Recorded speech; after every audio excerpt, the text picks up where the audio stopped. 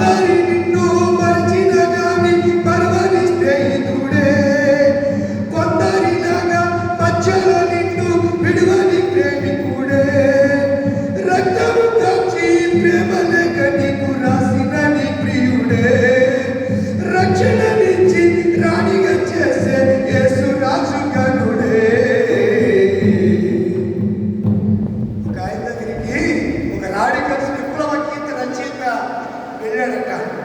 Police వారు అందరూ సమక్షంలో అందరినీ నిలబెట్టి అయ్యా ఒక విప్లవ సంగీతాన్ని వినిపించాలంటే అతను అన్నాడంట, నా చిన్ని చేతులతో మంచి రాతలు రాయాలేనయ్యో అని పాడాడట.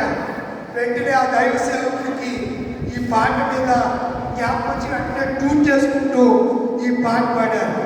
భక్తి గారు అంటారు, సిలువ లేనిదే విలువ లేదు, సిలువ లేకపోతే cross, cross is a cross, cross లేకపోతే సిలువ లేకపోతే సమస్తం కూడా గడ్డితో సమానమన్నాడు. క్రాస్ అంటే గడ్డి, సిలువ మణికంఠం, మణిహారం అని చెప్పి ఈ పాట రాస్తూ, నిన్ను చూడక ఉండలేదని మాటలు విన్నావా, నీవు లేకపోతే బ్రతుకులేని రాతలు చదివావా, ప్రేమంటేనే తెలియని మనుషులు దారిని చెల్లమ్మా, ప్రేమ పేరుతో మోసపోతే ఆరని బ్రతుకమ్మా, నీతి మాలిన మనుషుల ప్రేమలు నిజమనుకోకమ్మా, ఎండవాణిలో ఎన్నడుతో తీరద చెల్లమ్మా,